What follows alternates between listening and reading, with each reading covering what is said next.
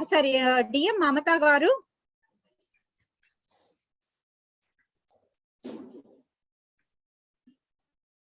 Registrar Sri Padmavati Mahila Vishwavidyalaya for her constant support and encouragement in organizing lead programs under the aegis of Women's Studies Center.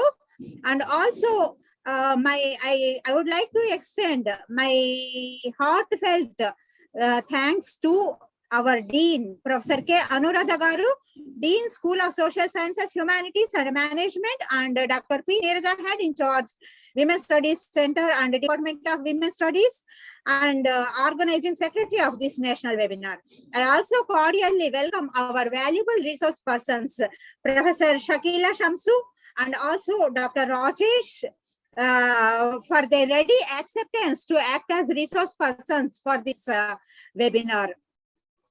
Particularly, I would like to thank Shakila Samsu madam for being last minute, for being accepted for the last minute changes also. And she blessed me a lot with her affection and love. Thank you so much, madam. And Professor Shakila Shamsu, former OSD and National Education Policy 2020. She is from Ministry of Education, Delhi. And now I reckon it to a pleasure to invite all the participants without whose participation this program would not have seen light. And first of all, let me introduce about our center and its activities to all the people, because I would like to expose our center.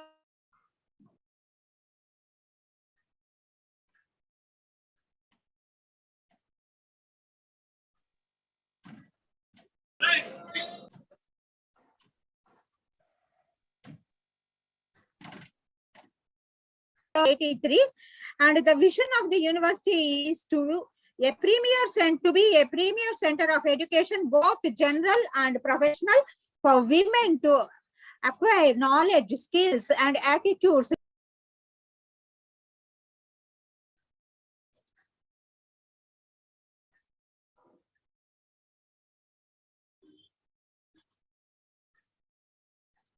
Uma garu.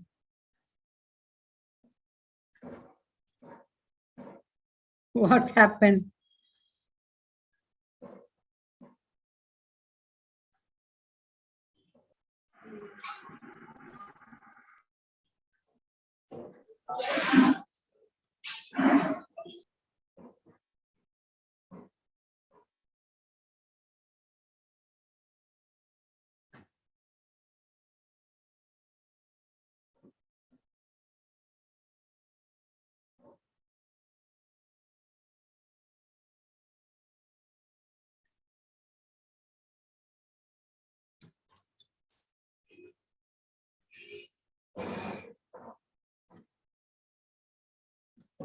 Hello, Uma. Uma madam.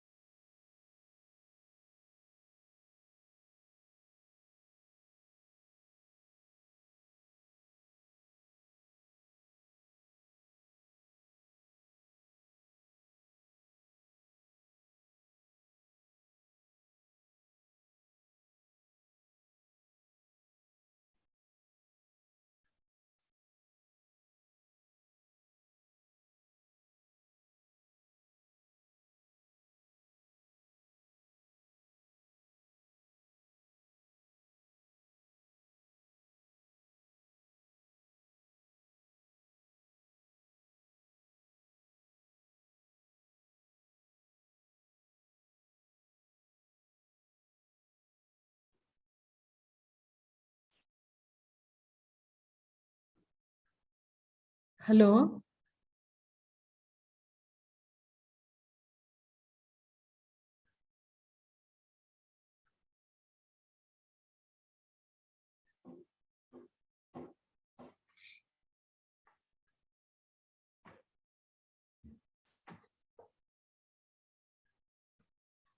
Hello.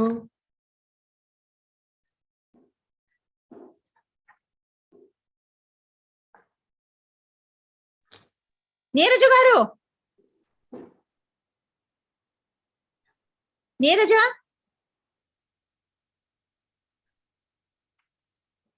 Neeraja లేదా Haima? Connect అయ్యారు మళ్ళా అక్కడ సరిగా లేదనేసి అని వెళ్ళారు, అక్కడికి urgent వెళ్ళాలనేసి వెళ్ళారు. అవునా, కొంచెం జాయిన్ అవ్వమనండి, ఆవిడ మాట్లాడాలి ఇప్పుడు. లేదంటే మాధవిని పిలిచేనా ఆవిడ వచ్చేలోపు? మాధవికి మాట్లాడేసే, మాధవికి ఇచ్చేసేయండి, తను మాట్లాడతారు. Madhavi garu, Madhavi garu, please brief the theme of the webinar. It is over to you Madhavi. Okay అండి, thank you so much. Very good afternoon to all. Thank you for the opportunity. It is very good afternoon all. I am Dr. P. Madhavi, working as Assistant Professor in Economics, Department of Women's Studies, Shri Padmavati Mahila Vishwavidyalayam. I am very thankful to Uma Madam to part in this webinar to talk about something on the theme of the webinar, that is National Education Policy 2020 for Women Empowerment, Possibilities, Practicalities and Propounds. In this changing dynamics of the society, in this modern era, women empowerment, women accountability is very much relevant and very important. Empowerment is a process of personal and social change through which will gain power, meaningful choice, and control over life. To achieve this empowerment, education plays an important role in building our self-confidence among women. It also enables to change our status in the society. Education enables and builds confidence to take decisions in better way. Increased knowledge, self-confidence, and awareness are indicators of empowerment process. These components get developed through education. Skilling and microfinance can get women financially stable, and it will increase standard of living of the society. According to the census, women population counts almost 50% of the total population in India.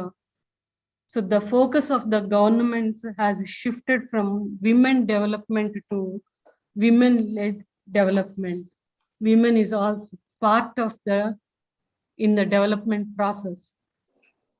There are many ways to women empowerment, but important enabling conditions including women's collective action, constitutional and legal reforms, social and economic policy measures, and changes in socio-cultural norms. But whatever all other conditions, women are the agents of their own empowerment. To motivate all girls and women, this webinar in this day, it will be very useful. And empowerment should be accountable for achieving whatever we set goals and academic growth, which will success in our career. NEP 2020 envisions the holistic development of women with emphasis on skill development. mainly focus on skill development. Then only we will empower in our goals. Women shall be exposed to hands-on training. Empowerment of women will transform from job seekers to job creators, including entrepreneurial spirit. In order to achieve this goal, government and all stakeholders are working around the clock to maximize women's access to education, skill training, and institutional support. With this background, the Center and Department of Women's Studies organized this webinar on national education for women empowerment, potentialities and practicalities and profounds. In commemoration of National Education Day, we invite eminent speakers, Professor Rajesh Garu and Professor Shakila Shamshu Madam, who have been continuously research in their field of specialization. We thankful to Rajesh Garu and Shakila Madam for accepting our invitation and eagerly waiting to listen your lecture, Madam. Thank you so much. Thank you, Uma, for giving this opportunity. Thank you, Madhavi Garu. Thank you so much. And now it is my pleasure and prime duty to introduce about Professor Shakila Shamsu Madam to you all. Am I audible, Madhavi Garu? Yes, and yes, it is clear. Thank you. Dr. Shakila Shamsu, formerly OSD, New Education Policy in the Department of Higher Education, Ministry of Human Resource Development, and also the nodal officer of the flagship scheme of National Mission on Teachers and Teaching. She has been the secretary to the committee to draft National Education Policy. Prior to this, she held senior positions such as OSD 12th Plan, Ministry of Human Resource Development, and Joint Advisor Education and Planning Commission, etc. Her core areas cover education planning and policy making, teacher education, ICT-enabled learning, open and distance learning, and inclusive education. Her academic career spans over 39 years, 9 years. As lecturer in the University of Mumbai, 16 years in IGNOU, and over 14 years in the Government of India. She holds a PhD in education, gold medalist from University of Mumbai for her master's degree, and PG diploma in distance education and degree in law. She has to her credit a number of articles in international journals and books, book contributions. She has been a member of several committees for the preparation of planned documents and reports on various aspects of education. She has delivered keynote addresses at several national and international conferences. With this brief introduction of Professor Shakila Shamsu, I like to express my sincere thanks to her for her ready acceptance to be the resource person for today's program and being amidst of us. Now the session is handing over to you, madam, for further proceedings and also to enlighten us. All the participants are eagerly waiting to hear you. Madam, it is over to you. Thank you, madam. Thank you, Dr. Uma Devi. Just because there seems to be a lot of technical problem. Am I audible to all of you? Yes, madam. Yes, you are audible, madam. Okay. Thank you, Dr. Uma Devi and Dr. Madhavi, and to the Vice Chancellor of your esteemed institution and Registrar, as well as the Dean and other patrons associated with your institution. Greetings on the occasion of National Education Day, where it is a tribute to the first Education Minister, Maulana Abul Kalam Azad, who has laid the foundations for a very strong edifice of our educational system, a true visionary, and also who worked towards the cause of not just institutional building, but also set the ground for the Right to Education Act, where he had clearly articulated the view that every child has a right to education, And that is what finally got culminated into the Right to Education Act. Greetings also on the occasion of the fact that the Department of Women's Studies is holding this webinar, particularly to talk about women empowerment and how access to education will be the real change that will empower women, not just in terms of their educational journey, but in terms of better lives, in terms of providing leadership, in becoming more financially independent, and to create a new set of values which they pass on to their subsequent generations.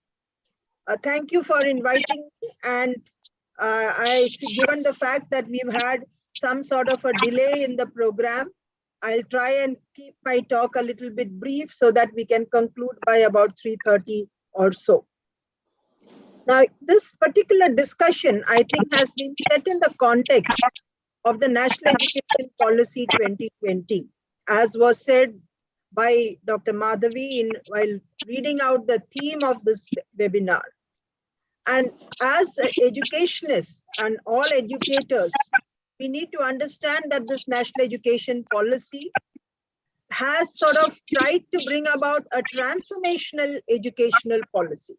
It is not just a reformative one in terms of minor changes, but a transformational one which is seeking to transform existing systems, structures, processes, and the entire approach to teaching learning with a view to bringing about, let us say, empowering students and teachers and education institutions with the right kind of skills, knowledge, and capabilities to make them truly global citizens. Can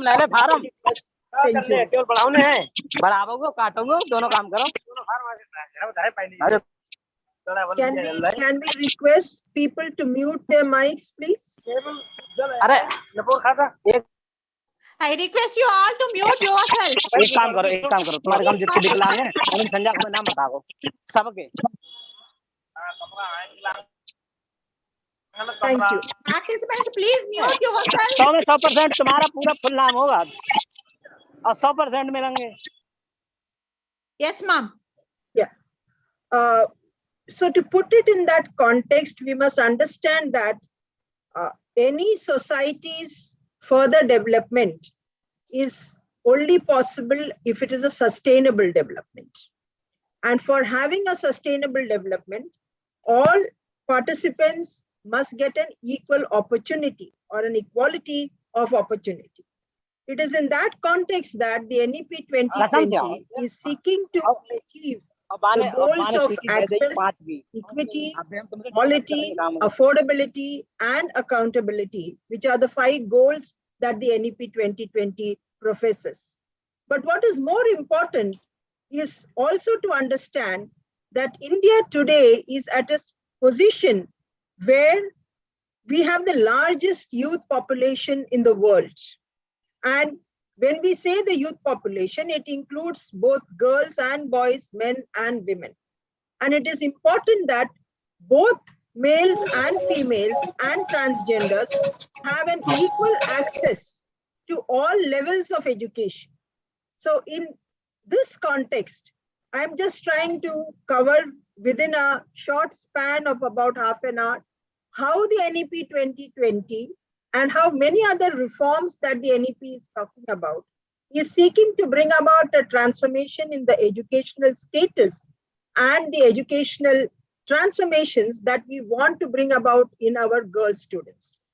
Now, any such discussion starts with a statistical understanding, and you are aware that the parameters that we look at is in terms of the gross enrollment ratio in higher education, particularly because the focus is on higher education, but I'll touch upon school education also.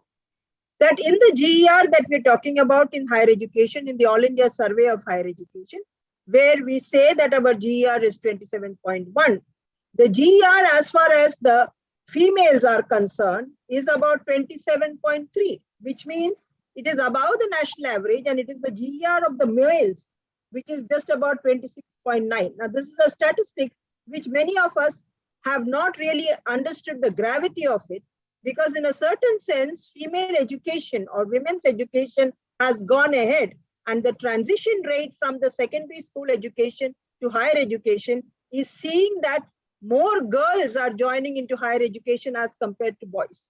Now, while that is a very positive development, one is equally concerned about the imbalances and the gender disparities that are there, which vary from state to state or vary across social groups, such as the SCs or the STs or the OBCs and the minorities, and also from the rural and the urban context.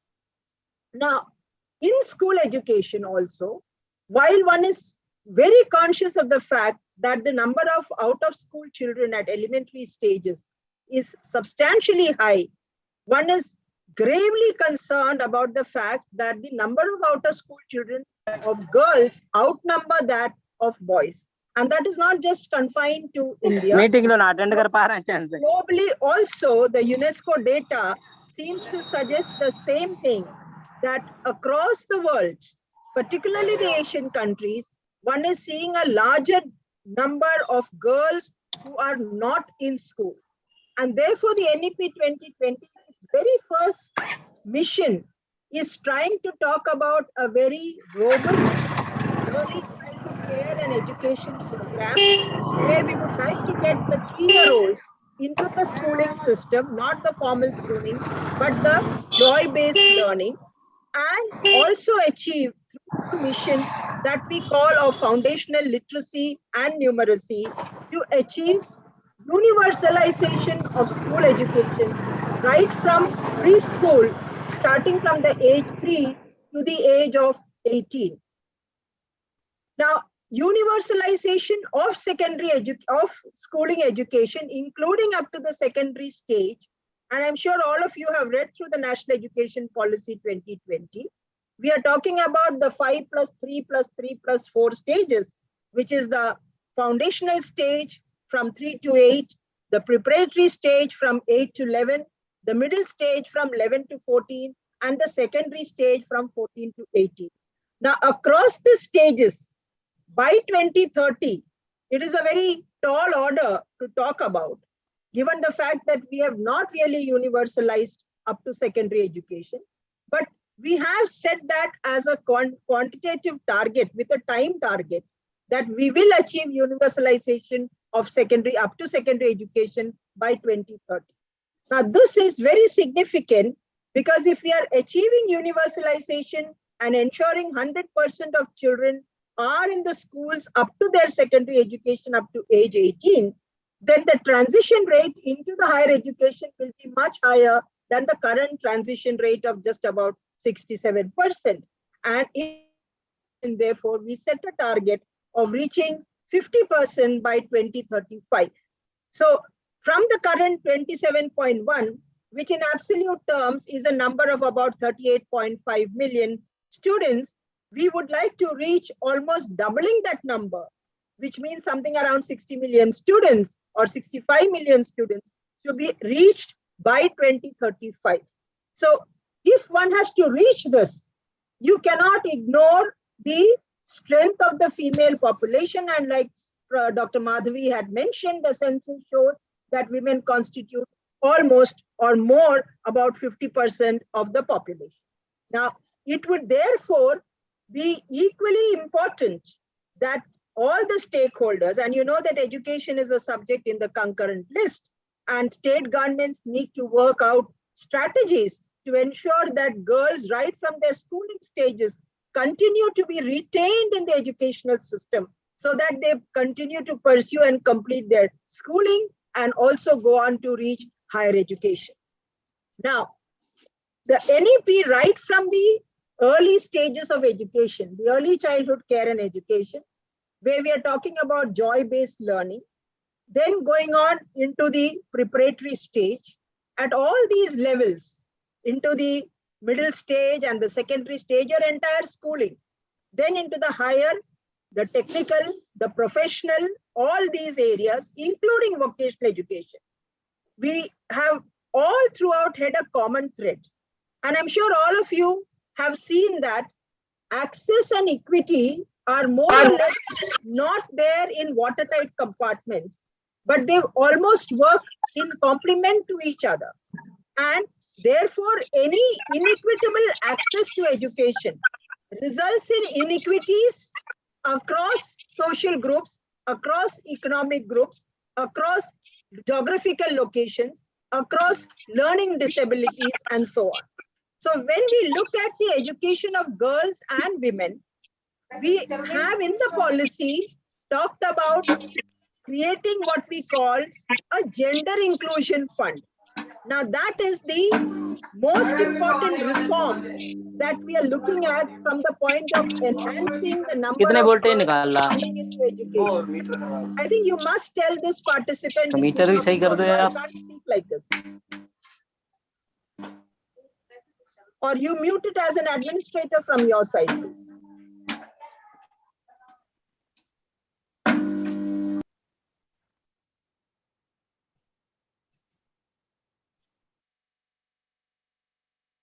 I hope this disturbance would not come during the rest of the talk. Thank you. Now, one has to understand the coordinated efforts to be done not only by the state governments, but also by the institutions, by working out strategies and trying to understand in the vicinity that they are located, how many girls are not accessing education. For that purpose, when the policy has talked about creating gender inclusion fund, in the same breath, it talks in terms of creating hostels, it talks in terms of providing transportation facilities, it talks in terms of providing open and distance learning facilities.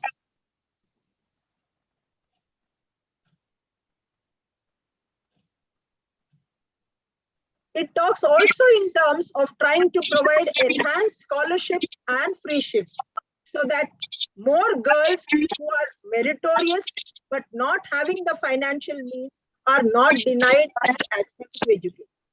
Now we need to understand all these interventions and all these measures simultaneously by trying to situate it within the global goals of UNESCO for the Sustainable Development Goal 4.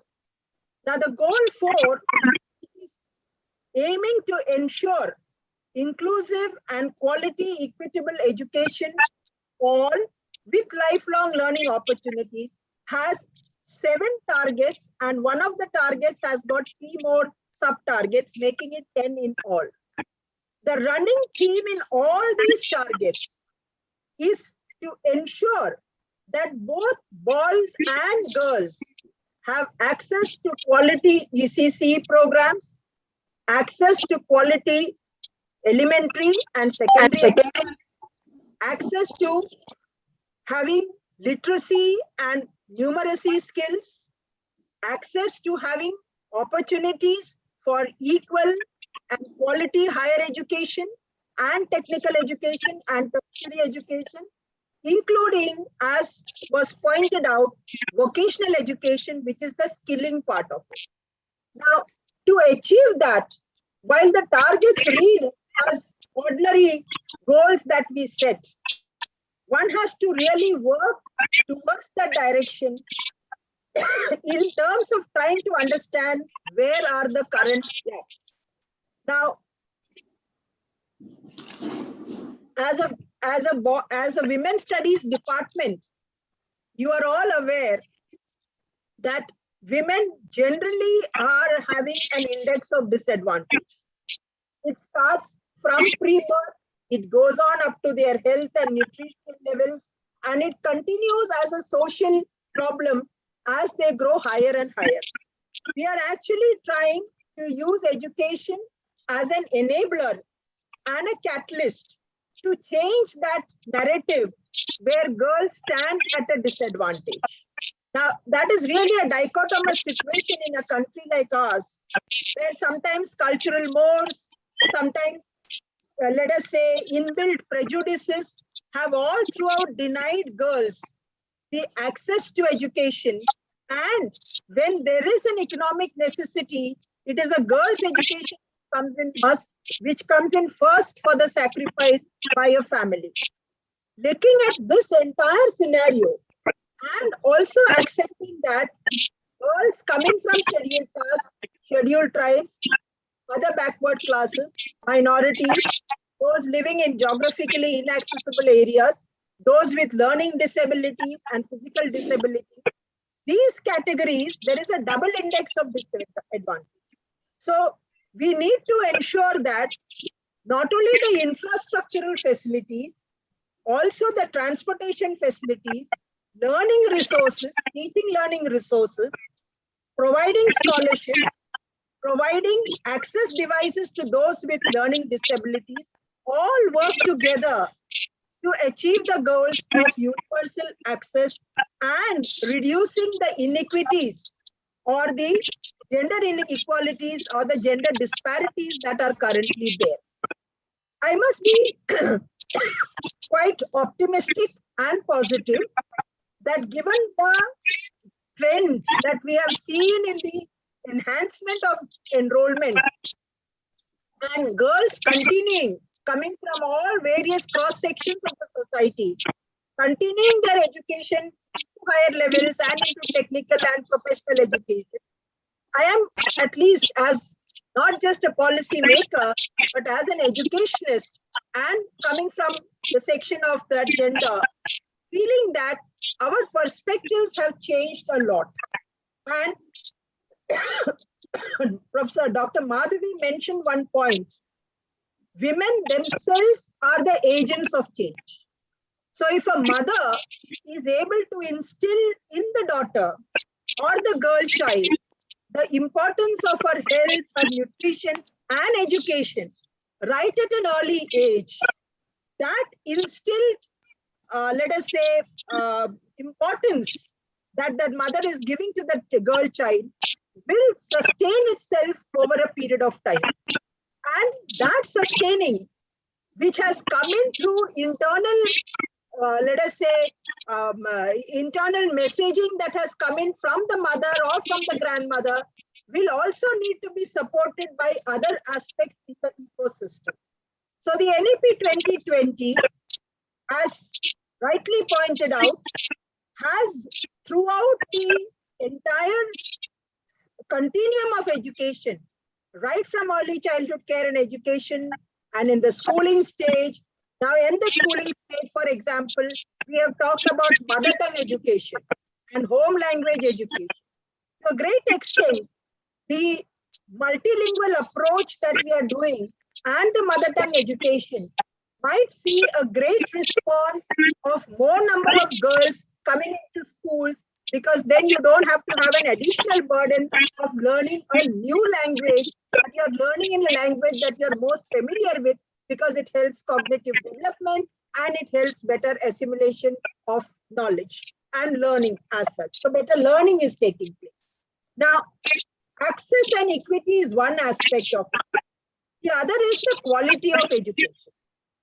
Now, when we talk in terms of the quality of education, learning outcomes, as has been shown by the UDI's data and also by the All India Survey of Higher Education, we are seeing that girl students tend to outperform boys, not just at the school level examinations, but also as they go up into the higher education and into the professional education, which may be engineering or medicine or teacher education or agriculture education or legal education and so on.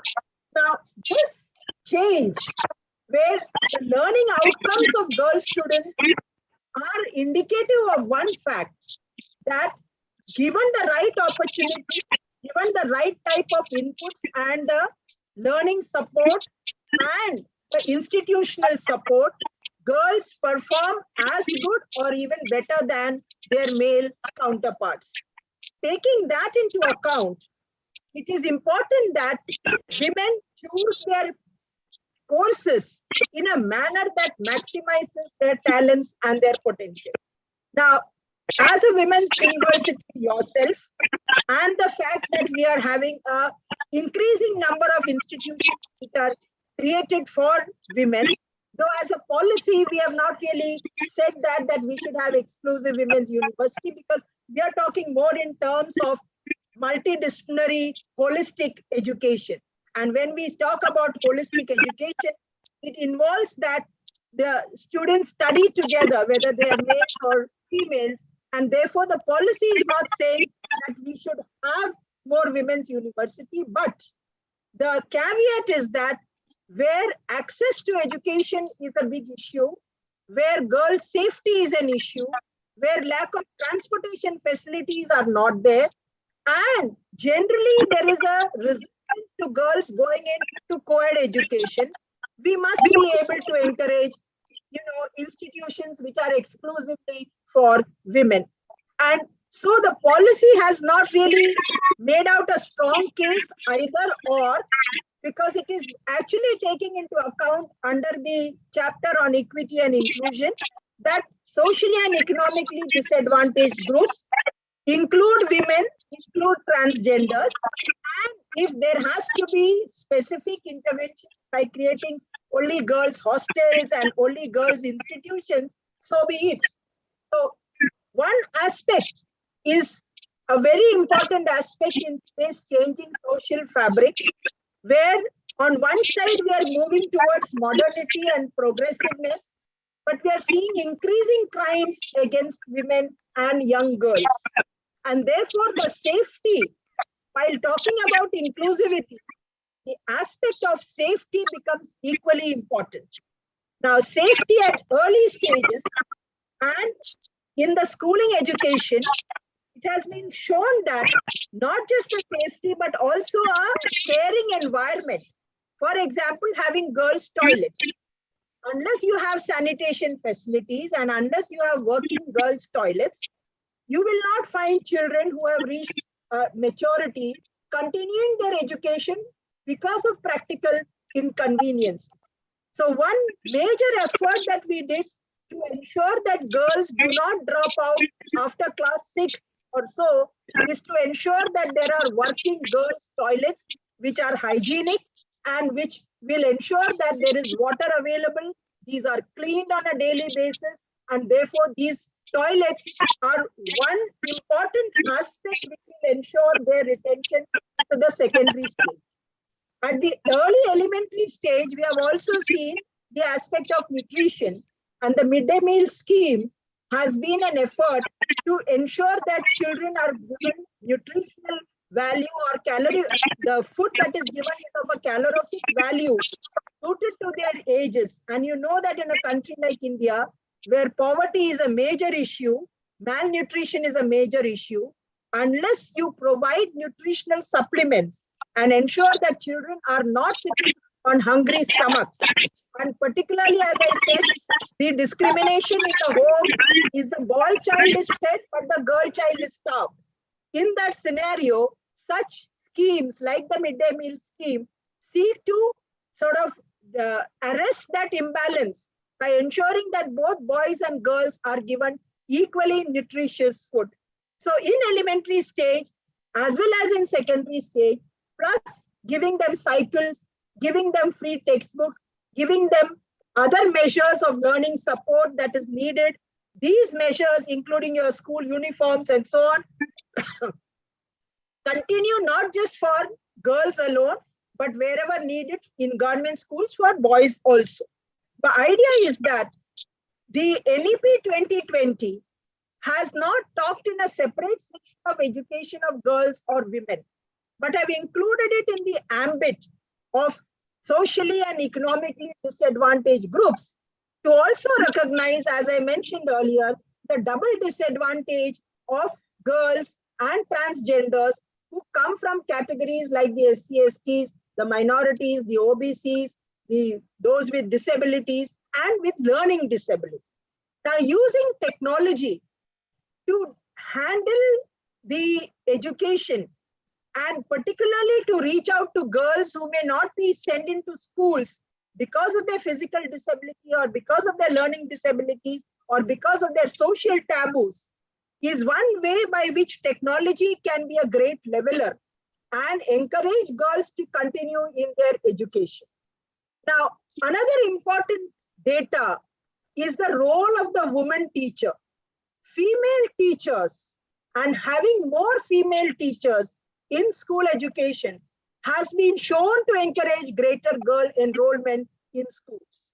And this, therefore, is a sustained effort by the state governments to ensure that the proportion of female teachers continuously increase with no discrimination against male teachers. It is only that to ensure greater girls enrollment, if there are female teachers, the advocacy becomes stronger, maybe safety becomes stronger, and maybe because of the social alignment that we have, more girl students tend to continue into their education.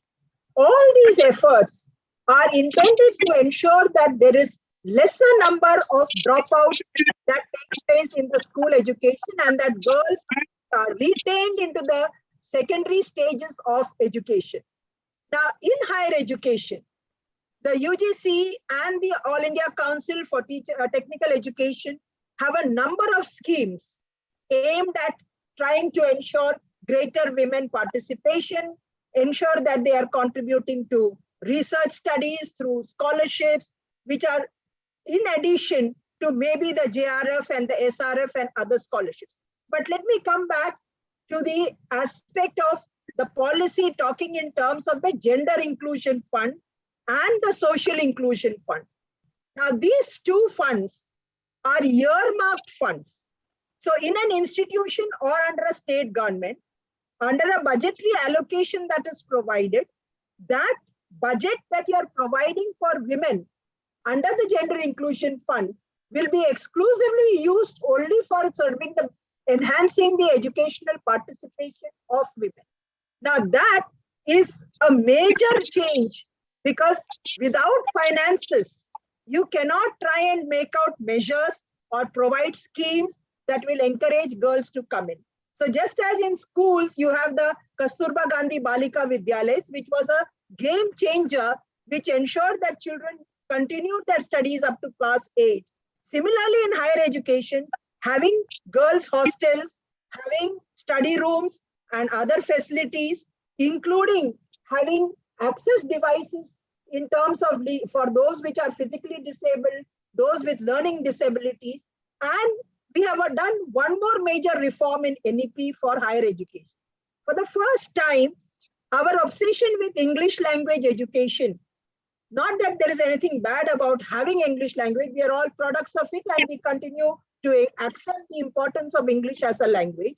But many of us coming from the rural agrarian families drop out from higher education, drop out after +2 level education or our secondary stage, because we do not want to study in a language that is foreign to us, or we are diffident about it.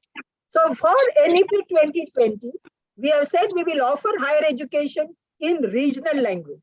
And you know that the All India Council for Technical Education conducted their entrance examinations. So also the entrance examinations for medicine have been conducted in regional languages.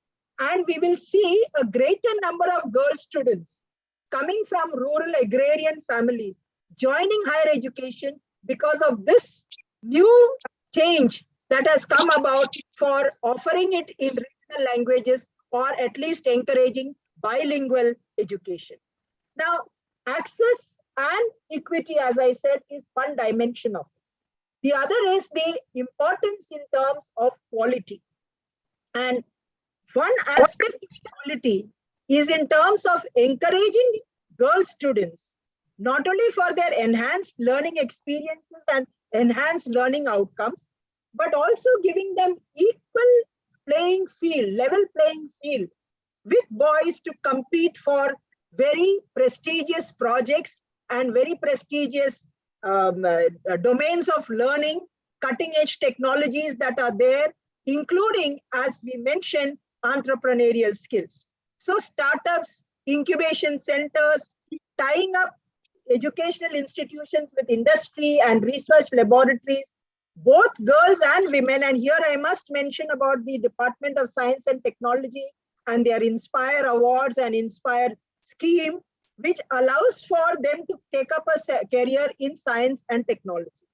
And we have proved that women can do all things that the males are doing, and therefore there are very niche areas of artificial intelligence or robotics or space or astronomy. All these areas are open to women. We have women pilots, we have people who are in the Navy, there are people in the Army today. So there is a complete change as to the careers that women can take up. And as faculty who are teaching in the higher education system, please remove your gender biases. And please don't, and particularly I say that because it's a women's college and a women's institution, we must tell girls that all careers are equally open to you. And we must be able to identify what is the potential of children, and at a very young age should be able to maximize that potential, which is what the NEP is trying to say. And that is why the NEP makes a strong case for flexibility and multiple pathways, because we recognize that every child is unique and every child has unique talents and potentials. And that is why we make out a very strong case for holistic, multidisciplinary, integrated undergraduate program, where we allow for a wide combination of subjects, maybe physics along with music, mathematics along with pottery. All these combinations are possible. Agriculture along with a subject of pharmacy. All combinations. The NEP has talked about a variety of courses that students can take up. And as educators, you must go through all the guidelines that the University Grants Commission has brought out in terms of the multidisciplinary education, the credit framework that we have, which is in the draft stage on the ministry's website, the idea of the academic bank of credit, the multiple entry and exit, the 4-year undergraduate program. Have a look at all these guidelines, since the topic over here is confining itself to women empowerment and how NEP is an enabler for that. I am confining myself to that area. But these new guidelines are aimed at trying to provide all students, boys and girls, males and females, including the transgenders, an equal opportunity to take up a multiple choice of subjects, which will allow them to maximize their talents and their potential. Now, skilling and open and distance learning and the NRF, 3 things that we must take into account, as well as the technology dimension. I am trying to really get at the intersection of the recommendation along with how women stand to benefit from that.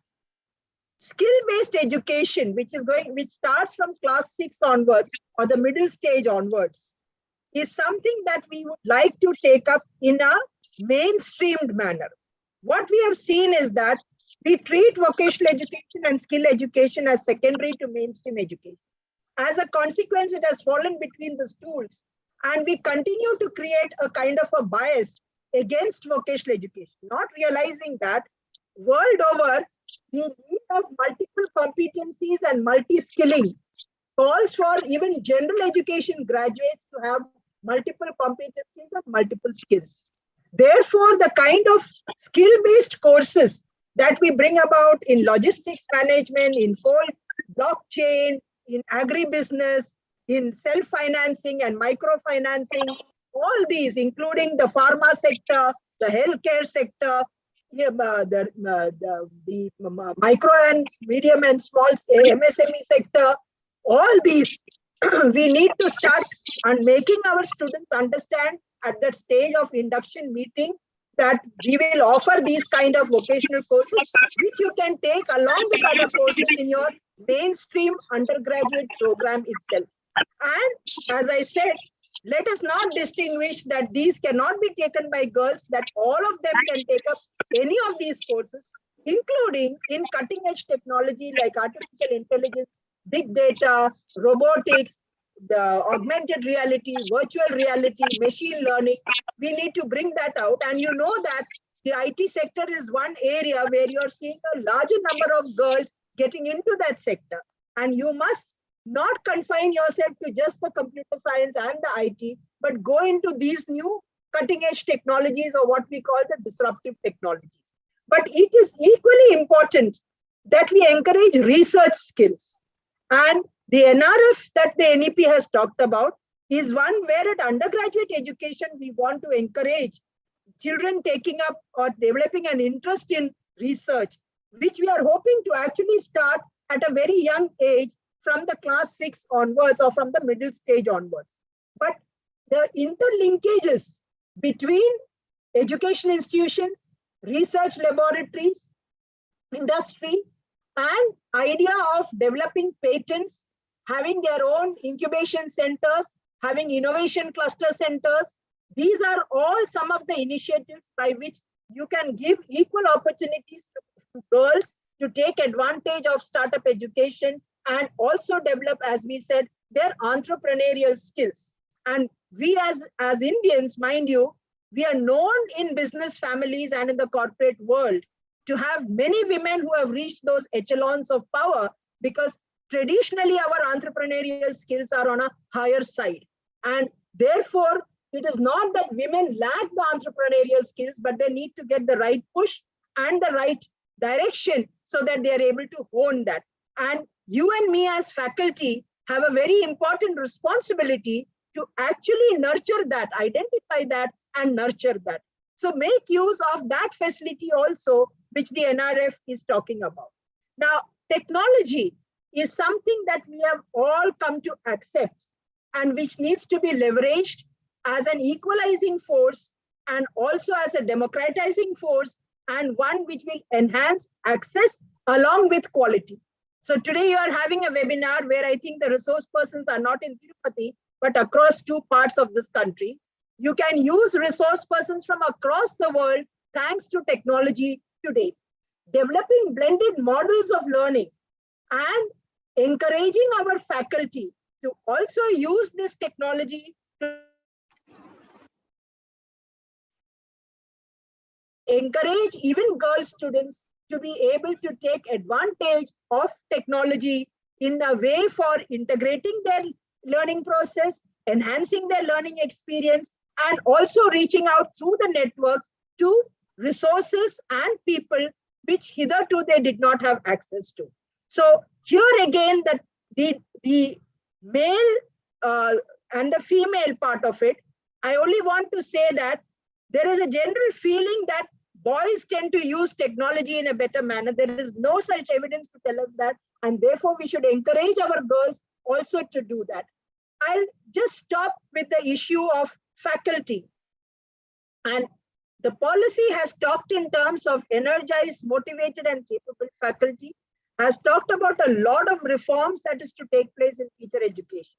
Now, since we are seeing a large number of faculty coming from the girls and the women, and that more and more of young people take up the teaching profession, the idea is that their ability to convert teaching into enhanced learning experiences would depend to a very great extent on their professional approach.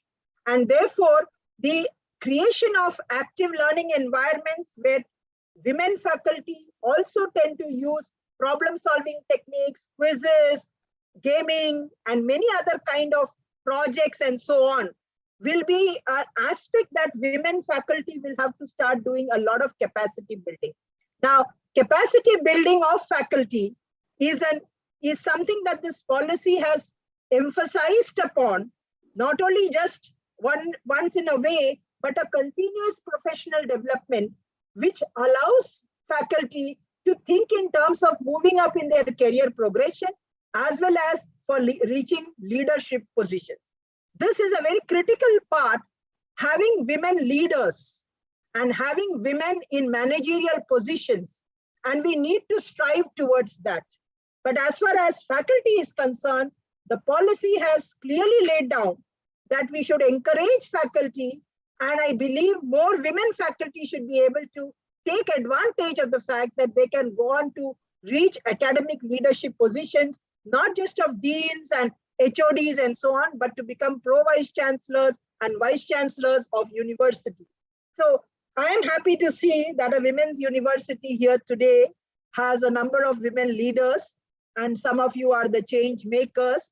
and coming from the city of Tirupati, I am sure you'll be able to bring out new directions and new dimensions that your institution can by using the National Education Policy 2020 to ensure that what problems are there, we find solutions. What challenges are there, we overcome that. And we have an enabling policy, we have an ecosystem, and we should not be hindered or impeded by saying that we are women are not there to reach those positions. Firstly, remove that bias from your mind. Don't be enemies of yourself. Women are the greatest enemies of themselves. And let us not be enemies of ourselves. Let us, as a collective strength, be able to harness the power of women and say that through education, we will bring about the transformation. I wish you all the very best, and thank you for giving me this opportunity to share my thoughts and views on the National Education Day, and my good wishes to you. Stay blessed, take care. Thank you. If there are any questions, I'm open to it. Thank you, madam. You have so far covered almost all the aspects regarding the national education policy and requirements of the sustainable development, mission of National Education Policy 2020, universalization of elementary education, lifelong learning, opportunities for women empowerment and access to the education at all levels, and employment opportunities, sociological and psychological problems and aspects relating to women education, gender disparities prevailing in the society, and advocated for changing of attitudinal changes in the society and multilingual approach advocated by the National Education Policy 2020, and also girls' safety issues, problems in accessing education such as infrastructure and other sanitary conditions. Actually, I know that because way back in 2000, I visited tribal areas for conducting a study on with regard to the tribal children education, particularly the girls. During that period, I was also observed the same problems, lack of toilets and looking after their siblings at homes, and both mother and father has to go for work for sustainability of their subsistence economy, and all these problems were which I have also observed during my visit at the tribal areas. Not only at the tribal areas, during my childhood I studied at my village. During that time I also faced so many problems at the village.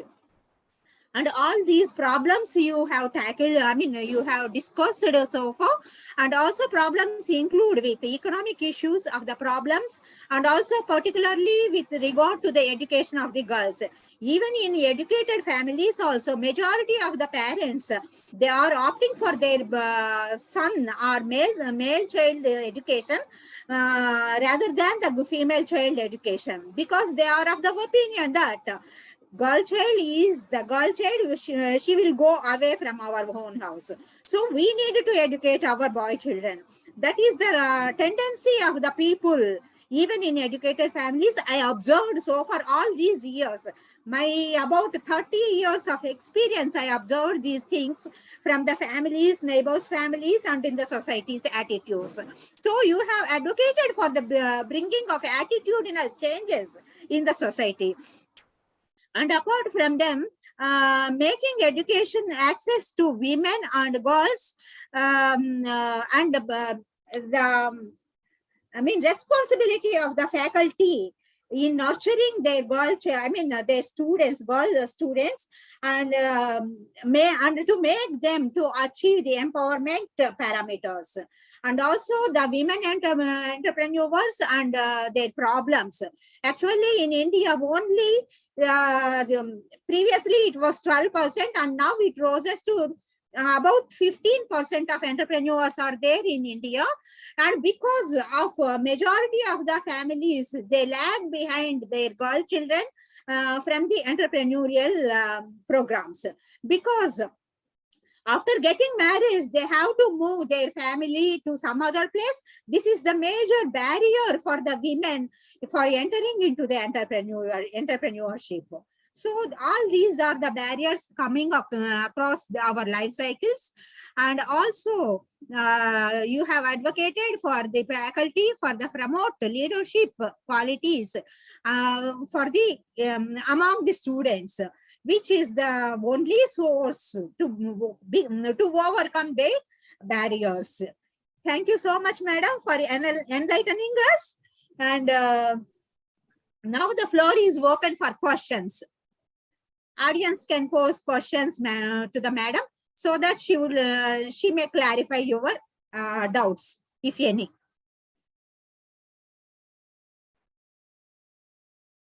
Audience, please unmute yourself and question, or otherwise you can paste your question in the chat box. I will read it out.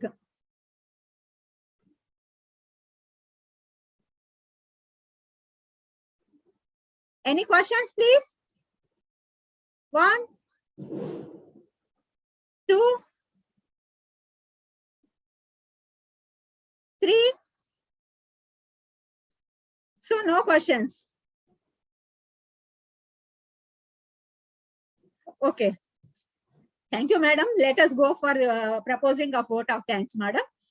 Thank you. Here we have come to the closure of the program by proposing vote of thanks. It is a privilege and a great honor to me to propose vote of thanks on behalf of the Women's Studies Center and the Department of Women's Studies for this national webinar on National Education Policy 2020 for women empowerment, possibilities, practicalities, and propounds. Let me thank, first of all, let me express my gratitude to the university authorities in coining the present program and also supporting me in conducting of this program. First of all, let me express my sincere thanks to our Honorable Vice Chancellor, Professor D. Jamuna Garu, Sri Padmavati Mahila Vishwavidyalaya, for her efforts in making us perceptible, and the Registrar, Professor D. M. Mamta Garu, for her constant support and encouragement in selecting various programs and organizing these different programs, both at community, at online, and other platforms. We are making use all the platforms to reach the unreached people, and also for her constant support and encouragement in organizing these programs. And I also thank our Dean, Professor K. Anuradha, Dean, School of Social Sciences, Humanities and Management. And I would like to thank our resource person, Professor Shakila Shamsu Madam, for her ready acceptance and for the change of schedule also. Thank you so much, Madam, for your blessing and affection. Thank you so much. And I would like to extend my sincere thanks to all my center and department staff, particularly Madhavi Garu, for her support extended to me so far in organizing this program. Thank you, madam. And I like to extend my warm,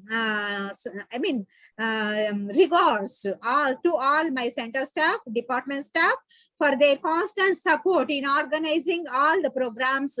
Not only this program, in each and every program, they are encouraging me and they are supporting me at all levels. Since from the inception of the program to completion of the program, everything they are extending their heartfelt support. Thank you so much. And last but not least, I would like to thank all the participants of the webinar, without whose participation this program would not have seen light and would not be a success one. Thank you so much, all the participants. And I request you all to continue the same blessings, affection, and support in all my future endeavors also.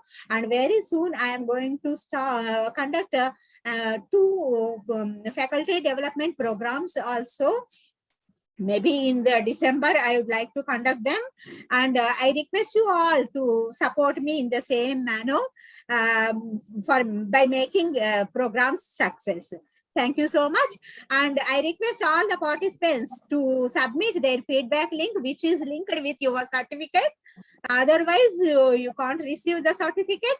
And also one more thing, I would like to remind you that please ensure that the email addresses and the spellings of your names, positions, etc. are in correct form. Please ensure before submitting your feedback form. Thank you so much. Thank you, one and all. Thank you. Thank you, madam. Dr. Thank you. Thank you very much. Excellent session, madam. Excellent. Excellent. Thank you, sir. Thank you, madam. Namaste.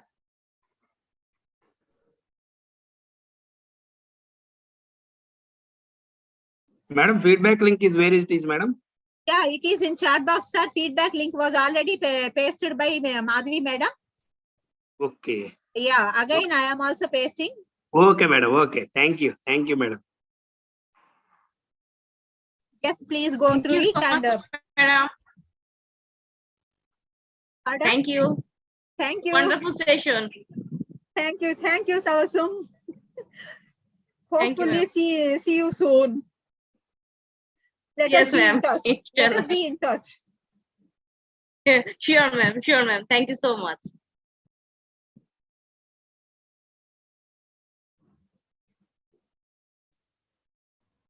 Congratulations, Andi Uma garu. Thank you, Madhavi garu. Manchi talk andi. Thank you. Great Rajesh resource selection committee lo unnadu. లేకపోతే అతను కూడా వచ్చి ఉండేవాడు. Great resource చాలా person బాగుండేది. అండి. Great resource person.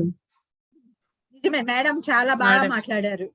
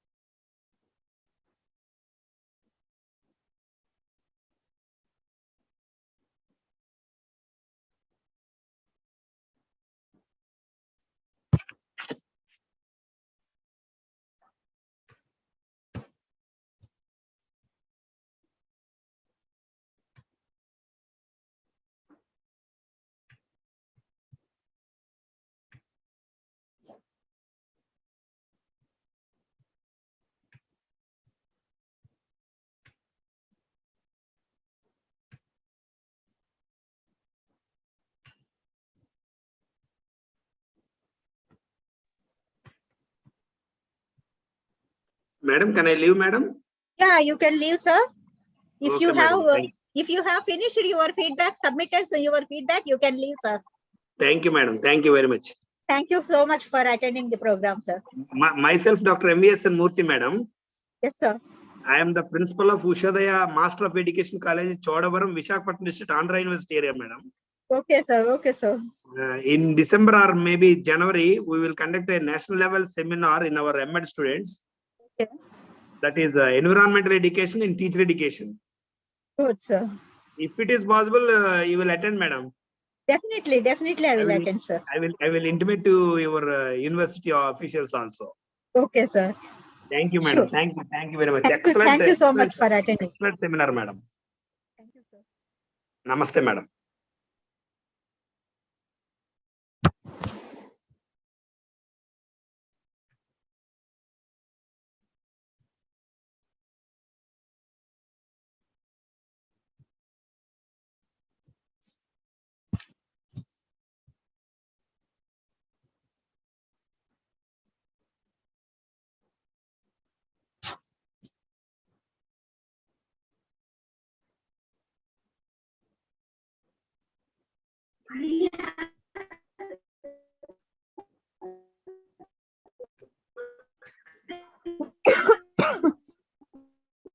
Hello, ma'am.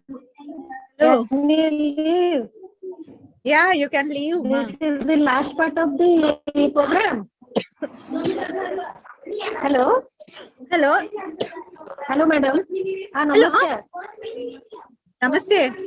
Okay, I am Swapnasri from Case University. Yes, ma'am. Madam. I am Swapnasri Patnaik from Case University. Yes, sir. Namaste. Yes, ma'am. I have seen your name. You're fine, ma'am. Yeah, I'm Are you fine. fine, ma'am? Yes, ma'am. Yes, ma'am. Okay. Okay. Hopefully, We'll you might arrange have this type of program in near future. Very yes, nice ma'am. program. Thank you. Thank you so much, ma'am. Okay, ma'am. Namaskar.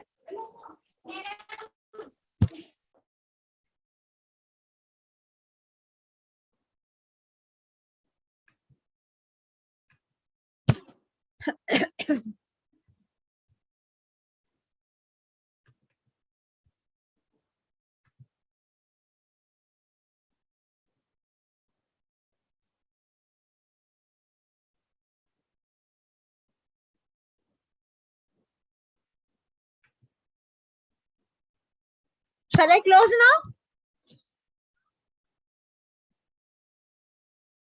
Hopefully, you might have completed your feedback now.